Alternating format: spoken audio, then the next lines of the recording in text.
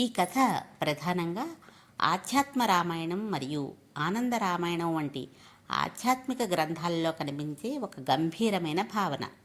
వాల్మీకి మహర్షి రచించిన వాల్మీకి రామాయణంలో మాత్రం ఈ కథ లేదు. అందుకే దీన్ని అర్థం చేసుకోవాలంటే దాని వెనుక ఉన్న ఆధ్యాత్మిక ఉద్దేశ్యాన్ని కూడా గ్రహించాలి. అడవిలో పంచవటిలో శ్రీరాముడు, సీతాదేవి, లక్ష్మణుడు నివసిస్తున్న సమయంలో రావణుడు సీతను అపహరించాలని కుట్రను పన్నుతాడు. ఈ ప్రమాదాన్ని ముందుగానే గ్రహించిన దేవతలు, ముఖ్యంగా అగ్నిదేవుడు ఒక దివ్య యోచనను రూపొందిస్తాడు. అగ్నిదేవుడు రాముడి ముందు ప్రత్యక్షమై సీత పవిత్రతను కాపాడటానికి ఒక మార్గాన్ని సూచిస్తాడు. రావణుడు అసలు సీతను తాకకుండా ఉండేందుకు ఆమెను తన సంరక్షణలోకి తీసుకుని ఆమె స్థానంలో అదే రూపం, అదే స్వభావం కలిగిన మాయాసీతను ఉంచుతాడు. ఈ మాయాసీత దివ్యమాయతో సృష్టించబడిన ప్రతిరూపం కావడంతో బయటికి చూస్తే ఎవరు సీతకు మాయాసీతకు తేడాన్ని గుర్తించలేరు. తరువాత రావణుడు పంచవటికి వచ్చి అపహరించినది నిజమైన సీతను కాదు, ఈ మాయాసీతను మాత్రమే. అందువల్ల లంకలో అశోకవాటికలో బాధపడినది, నిరీక్షిస్తున్నది కూడా మాయాసీత అని ఈ కథనం చెబుతుంది. అసలు సీత మాత్రం అగ్నిదేవుని సంరక్షణలో దివ్యస్థితిలో ఉంటుంది.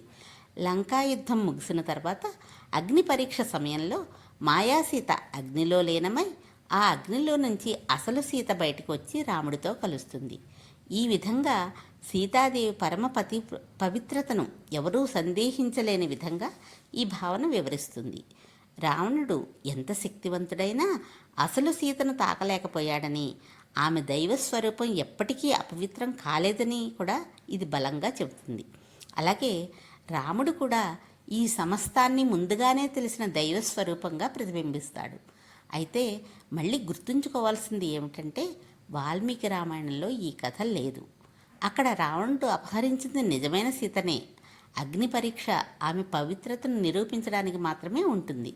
మొత్తంగా చూస్తే మాయాసీత కథ ఒక ఆధ్యాత్మిక భక్తి ప్రధాన వివరణగా సీతాదేవి మహిమను మరింత ఉన్నతంగా చూపించడానికి రూపొందించబడిన భావనగా అర్థం చేసుకోవచ్చు.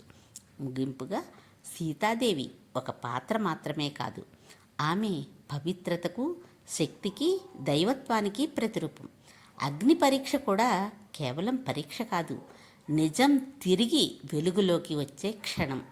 అయినప్పటికీ ఇది ఒక భక్తిపరమైన ఆధ్యాత్మిక భావన మాత్రమే అని గుర్తుంచుకోవాలి.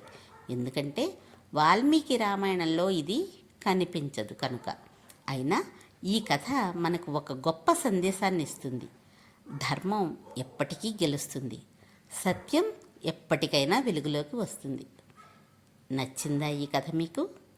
నచ్చితే లైక్ చేయండి, షేర్ చేయండి. మరిన్ని ఇలాంటి ఆధ్యాత్మిక కథల కోసం సబ్స్క్రైబ్ చేయండి. మళ్ళీ కలుద్దాం మరో ఆసక్తికరమైన కథతో. ధన్యవాదాలు.